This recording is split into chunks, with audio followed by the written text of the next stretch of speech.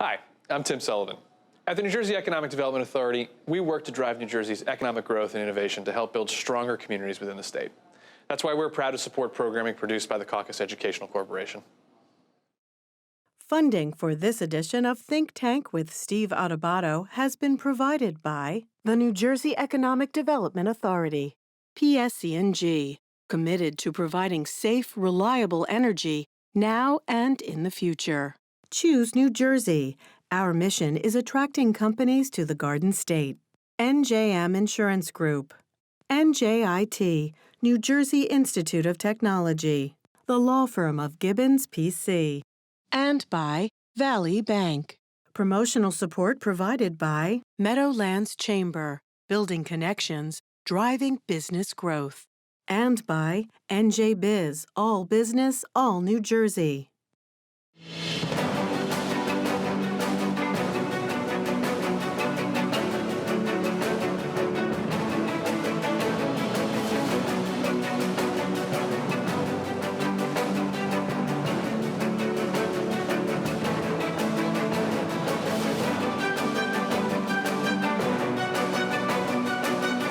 Welcome to Think Tank. I'm Steve Adubato. We're coming to you from the Agnes Varus NJ TV studio in beautiful Newark, New Jersey.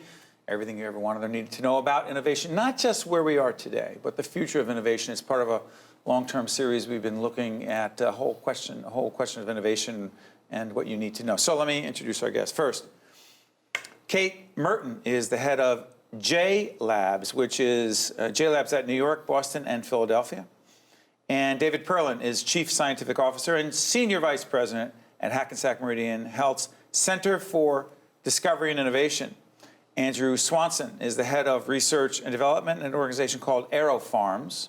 And finally, Amy Liao is President of GENEWIZ. I want to thank all of you for joining us. The future of innovation. Kate, let me start with you. Your organization, describe it. No jargon, no acronyms. What is it? Why does it matter? What's it connected? How's it connected to innovation? So JLabs is the innovation incubator arm of Johnson & Johnson. Essentially, we run a network of global incubators where we invite entrepreneurs to come in and work with us, Johnson & Johnson, our experts, to try and produce products in farm, device, consumer products, get them out to patients. Great. Before we move on, I'm going to ask you, David, to describe your entity. Is the Center for Discovery and Innovation tied to Hackensack Meridian Health? It is part of Hackensack Meridian. What is it? The Center for Discovery and Innovation was developed as a research enterprise to take this incredible renaissance that we're having in science, get those insights and make it work for patients with cancer, infectious diseases, acute chronic diseases. Aerofarms is?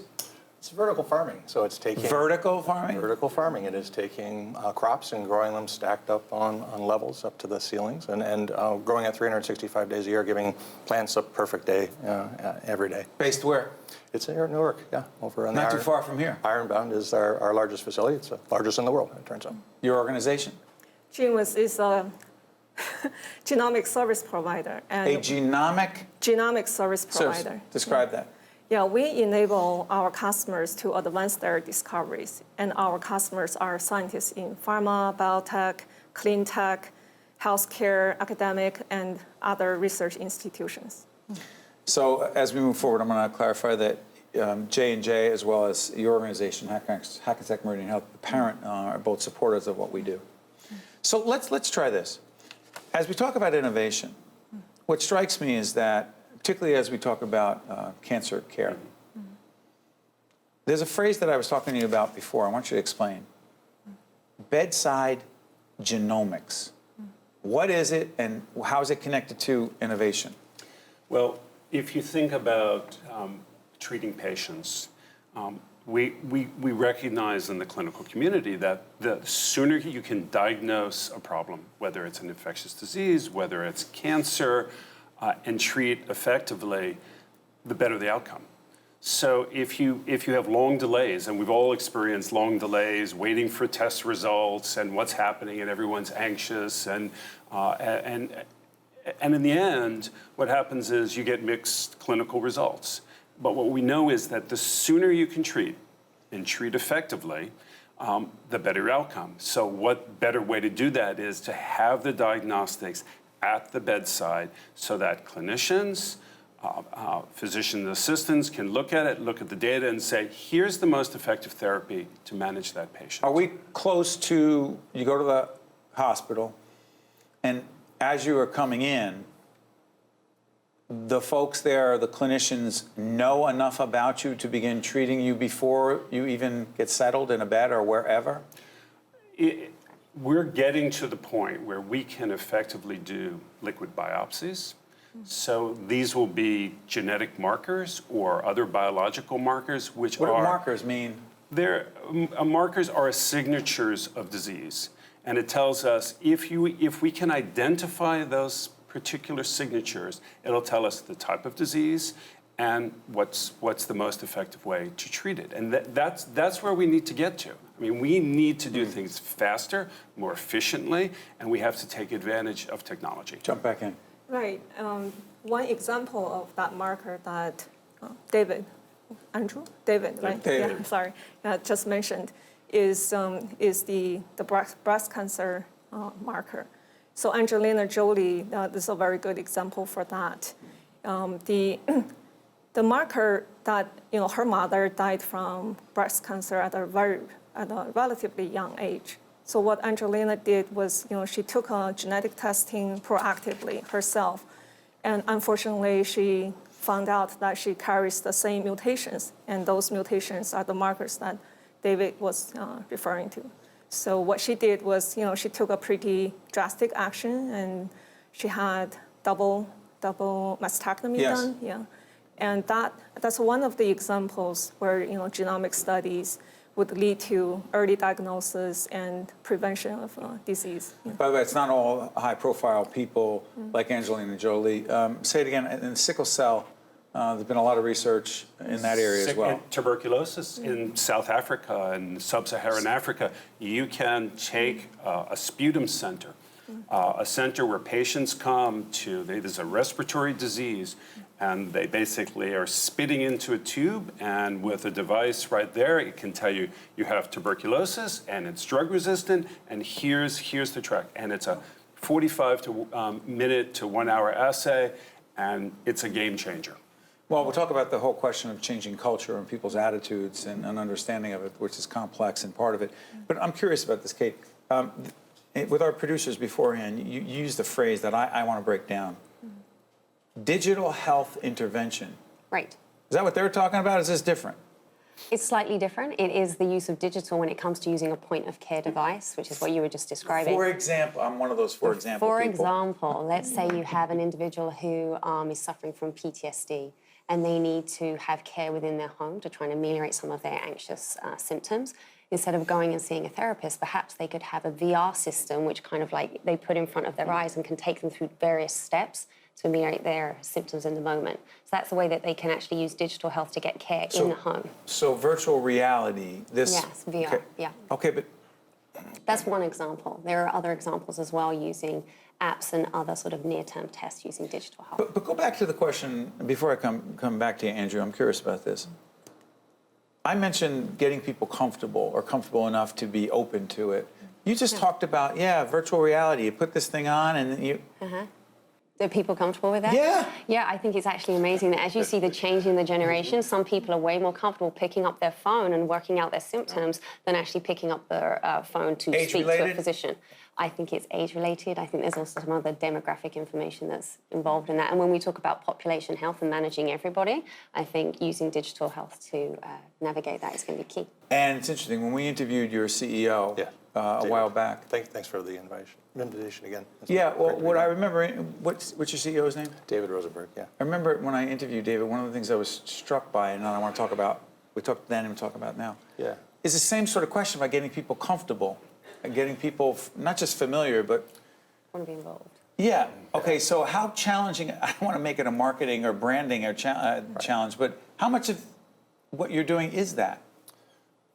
Well, I mean, there's some aspects that people need to be comfortable with technology in their life, I guess is sort of what we're starting with here. For us, it's an enabling component of what we do. So what struck me is what you're saying, and what some of this is about forecasting where the puck is going or something like that. And in many ways, what we do is we use machine vision, we use technology, we use AI to try and diagnose. AI would be artificial intelligence. So it's just about I will decode where I know, and when I don't, I'll just ask. Yeah, so Okay. there's a way that you give a computer an example of what success is, and you give it all the input variables of what it can monitor. So hyper-censoring the environment is what we do at Aerofarms. Hyper-censoring? So we're monitoring everything from temperature, but it's all into relative humidity, but onto a micro scale. So knowing what the plant is feeling at any given time, or what a human inside of its body, with these nanotechnologies and whatnot, we're looking at, and we're imaging, we're looking at how the plants are feeling in an anthropogenic way, but and understanding, well, what can push them in different directions. And the intention behind what we're doing really is about trying to create a plant that grows faster. And we are 390 times faster than what is already in the field. 390 times faster than what? Give us an example. Than an open field down the street here. And it's a remarkable technology, but it's about giving them a perfect day all the time. So a perfect day all the time? A perfect day all the time, 24/7, 365. It sounds too good to be true. Is it? And you can push it in different directions, too. Plants are a computer. You just give it the right input variables, and it gives you a predictable output. Right, Jump back in there. and this is the whole point of health today. It's all about personalized medicine. It's about taking an individual, understanding their genetics, understanding the way they metabolize drugs, what other underlying conditions, and customizing therapy or customizing health approaches for that individual. That rather than treating the masses and saying, this is how we expect a certain population of patients to respond, we say, no, this is what we expect, how this patient should respond. And just as Andrew said, whether it's a plant or a human, if you customize the conditions to optimize for health or growth, you're going to get a better result. But there are people watching right now, I'll come back to you, I promise, Kate. There are people watching who say, wait a minute, if we know all this about genes, I'll leave plants out of it for a second, okay? Then why don't we just figure out in the future of innovation, why don't we use all the technology, all of our skills to change our genetic makeup, and then... It is happening. It is happening. What's happening? Yeah. Don't scare me right now, please. Are you serious? Gene hackers. Gene therapy. Gene therapy. What'd you call it? There's gene hackers, too. But Gene hackers. No, I don't think that's what she was talking about. Gene therapy. What is gene therapy? Gene therapy is different from the traditional medical care right now, right? The current medical care is more about treating people. Yes. But gene therapy is about cure patient of a disease. And one way to do gene therapy is to replace the bad gene, the mutated gene, with a good one, a healthy one. And another way to do that is you can inactivate the bad gene in your body. And there's even a third one, which is to introduce a new gene to your body and help, have that gene help to fight the disease. Is this happening, or is that in the future? What are you saying? It is happening. There are already a couple of genetic gene therapy drugs that are Are they approved. trials that are going on right now? That are approved. Yeah, They're approved by the FDA? Correct, correct. Jump back in. I would just kind of want to piggyback on what Amy said. I think sort of the new technology and innovation is not just going to help cure things we're doing right now, but it's actually going to get ahead of disease, and we're going to start thinking about keeping people well based upon their pharmacogenomics. So if you know about how someone's going to react to something in the environment, you know not to expose them to it, or you know what kind of vitamins and supplements to give them before they actually start developing symptoms of a disease. Right. So if you can start thinking about a world without disease and keeping people healthy, you're going to spend a lot less money on healthcare in the future, curing them from things. There's a whole other discussion that'll be going on about keeping people alive longer, and never mind. But that will be a future edition of Think Tank. Let's continue the conversation, I promise, right after this. This is not just a series on the future of innovation. It's challenging our way of thinking. It's questioning our preconceived ideas about medicine, about being treated by the healthcare community, and about how we deal with plants. Would you say a perfect day every day? Perfect day. Yeah, I look forward to that. We'll be right back right after this. To see more Think Tank with Steve Adubato programs and to listen to Think Tank with Steve Adubato, the podcast, visit us online at steveadubato.org. If you would like to express an opinion, email us at info@caucusnj.org. Find us on Facebook at facebook.com/Steve Adubato, PhD. And follow us on Twitter at Steve Adubato. Welcome back to Think Tank. Just having an interesting conversation again during, it's not a commercial break, it's, you know what kind of break it is. So I asked the question, physicians pushing back, being resistant to some of these advancements, particularly on the medical side? I think some are actually pushing back because they haven't seen the relevance of the data on it right now. But the thing What do you is, mean? so don't see the proof? if they want to test for one particular change in a gene, and is that going to impact whether you should take a certain drug versus another one, it's not actually helping make that decision. So that test might be perceived as expensive and they're not getting any value out of it. But long term, if you were able to look at everybody's pharmacogenomics, you're going to be able to plan for a lifetime. They're what? Pharmacogenomics. So their actual so based upon their genes, how they're actually going to respond to different pharmaceuticals. I'm trusting you to not make up that word, but it is actually. I'll check that. You knew it as well? Yeah. Yeah. It's a thing. That's not making me feel good because you're not in the medical community. I'm a bad guy. Okay. But I Jump mean, back in and I'm done with this the is where plants. technology, in some ways, has gotten ahead of the medical profession. I mean, Ahead? Yeah, absolutely. If you think about, you can diagnose an infection within an hour.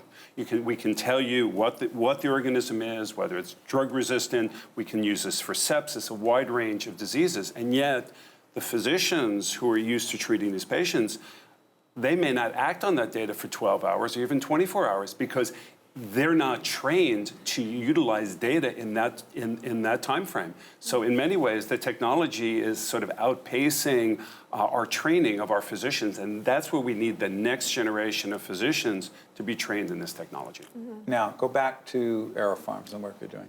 Yes. So what is produced out of the Aerofarms operation? Well, it's And where does it go? Where's it go? It goes into the grocery stores that you probably visit anywhere around this area, and I know we're moving into a lot of other grocery And stores. we're talking about lettuce? So it's mostly produce, but it's microgreens as well. We're moving towards that. We're also looking at fruits, berries, and beyond. And actually, there's aspects that we're involving ourselves in looking at using plants as a bioreactor to produce mass-produced Bioreactor. So a vehicle to mass-produce something of value. Could be alcohol, but in this scenario, we're looking at therapeutic proteins, which in large traditional ways of making, so this would be disease, vaccines, nutritional aspects. So plants are the cheapest source of biomass around, and they have a real competitive advantage in systems like Aerofarms to mass produce cheaper medicines. Listening to Andrew forces me to ask this question, and all of you. From your perspective, Amy, how much of the challenge that you have talking about some of the innovative changes, the technology, the advancements, how much of it, as a student of communication, it's my world, right? Trying to make sense of it, make mistakes all the time, trying to practice it. But I will say this. It seems to me that if I'm constantly asking you to, what does that mean? I'm confused by that. Do you have an example? That you've got a communication challenge as well. Am I making too much of that? Yeah, education, training of the doctors is definitely a challenge. How about the general public? The general public as well, and on a different level, regulation too. Government. Yeah, manipulating genes is a serious thing. Are you trying to say our federal and our respective 50 state governments and other government bodies don't understand enough about what you're doing to quote unquote regulate it? Correct, yeah, to a certain extent, yeah. So hold on, then how are they regulating if they don't understand exactly what you're doing, why you're doing it, what the benefits are, what the concerns we are to protect ourselves, cost-benefit analysis? How do they regulate it then? That's a policy question. It's the issue of social media. I mean, the social media has gotten way ahead of regulation, and we need to bring the politicians into the mix in a way that doesn't impinge on the ability to innovate and deliver technology to the public. But at the same time, there needs to be some regulation. What does What does social media have to do with just public awareness and regulation? It's all about technology, and it's about delivering information to people. Jump back in. So you'll have an individual think that they've got a particular symptom or a problem, and they'll jump on WebMD, and before you know it, they're actually better educated than someone 30 years ago would ever have had that capability. And then they walk into a doctor, and they're quickly asking for information, and the doctor can only approve a certain kind of therapy based upon what the regulators are also doing. But sorry for interrupting. At the same time, I was on WebMD last night trying to search Dr. Google. Yeah. Dr. Google. So my doctor said to me, because I was searching, it doesn't matter what it was, you know, you were on last night as well watching. He said to me, look, you don't even know how to understand, you don't know how to read that stuff, you don't know how to interpret that stuff, you come in and ask me a million questions that are not even relevant based on your situation because you're reading generic information on WebMD. No disrespect to WebMD, there's a lot of other sites as well. He said, you're creating things in your head that don't exist, and it's not just me, it's not about me. But we're making it sound like WebMD, part of the future of innovation, great information. Why are you shaking your head? Because it's not just WebMD, it's health blogs. I mean, I get calls all the time from patients saying, I'm on this blog, and here's the information that people are telling me. Is it right? Is it wrong? And what do we do? And they're more apt, many of these patients, to believe the health blog than either WebMD or other sites, whether it's from the Mayo Clinic or wherever it might be. A blog? Absolutely. A peer-reviewed piece of information? I doubt. Go ahead, jump back in. I'm joking. Go ahead. I think it's a case where social media is getting ahead, and the regulators need to step up and work out how do you manage that information appropriately. Do we need to upscale the algorithms so that they are personalized? So the person who's actually reading Dr. Google, their information about who they are and what their genetics is and what their demographics is, their socioeconomic status, if that was all integrated into what they were reading, they would get a better read on what might actually be wrong, and then they could go to a medical professional. I think at the moment there's a lot of self-diagnosis. It's the kind of case of you're trying to change the wheel on the bus as the bus is moving. Right. The regulators are trying to keep up, but the pace is so quick, it's so quite fast. difficult. Yes. It's so interesting. A couple other questions I have. So the average person watching this show, we're introducing a whole range of information about medical treatment, medical care, breakthroughs that we're talking about, the Angelina Jolie stuff on genetic testing, if you will, and not to mention gene therapy and changing genes, a whole range of things going on. And also the way that plants and their farming is taking place. How we support our communities with food. Okay, so here's the question. Best case scenario. Think Tank intends to inform and educate and engage people. What would you want people to walk away from this conversation with? Hope, really. Hope for what? That we're on it, and that there's an opportunity to, what we're doing right now, to use technology to enable it to create a world that's safer, better, and honestly, it's a wonderful time to be alive. Imagine, just 20 years ago, like in a blip of an eye. I think we were remarking in the room before that when I was in graduate school, there was some poor schmuck was sequenced 200 base pairs, which is basically DNA. And it took them a whole graduate line. And now we're down to $1,000 in a couple days to do the whole genome. So now we have all that information. What do we do with it? So it's data overload. But that's a great position to be in because we can enable that towards feeding our cities, feeding our planet, or making our families healthy. Listen, I'm all for information. I'm all for innovation. I'm all for it. It's not my job to have an opinion, but I will say this in this show. There are people who say, because you say, hey, listen, it's a great time to be alive, all these great things are happening, but I'm not going to make this into a conversation about Facebook, but say, hey, look at this great thing on Facebook. People can connect. There are a whole bunch of issues associated with that. Societal issues, free speech issues, regulation issues. Respectfully, I don't see that any different than anything we're talking about here, meaning how do we find that balance? So is it all this rosy picture, it's a great time to be alive, or it's a great time to be alive, but we must be aware and concerned about certain things? David? There's no question. I mean, you have to use, if we're talking about genetics, you have to use it responsibly. I mean, we know people who go to 23andMe and other companies for sequencing, and what do you? 23andMe is? 23 is a company that does whole genome sequencing and provides ancestry information, but it provides also information about potential health risks. And how do you manage that information, and how do you deliver the type of information that Amy was talking about with Angelina Jolie to a person who's not prepared to think about, wow, I'm at high risk for breast and ovarian cancer? Final comments. You heard your colleague talking about how positive things are. It's very rosy, you say. I think innovation is a word that's used a lot. And there's a big difference between incremental innovation, which is easier to regulate, and then there's disruptive innovation that's going to come across and might shock us a little bit. And just like we were discussing, I think you need to have a lot of clear thinking when you take kind of like the products of what you're seeing. You just can't implement everything at once. You need to take a really educated process to it and look to the regulators for guidance. The other thing you need to do is have those of us in the media have meaningful, reasoned, thoughtful, and frankly, relatable discussions. And that is exactly what you just allowed us to do. And I cannot thank all of you enough for doing that. That's why there is Think Tank. So thank you. So finally, let's continue the conversation. Let us know what you think about this very important program about innovation or any other topic. So check me out on Twitter at Steve Adubato, but most importantly, make sure you think for yourself. Think Tank with Steve Adubato has been a production of the Caucus Educational Corporation, celebrating over 30 years of broadcast excellence.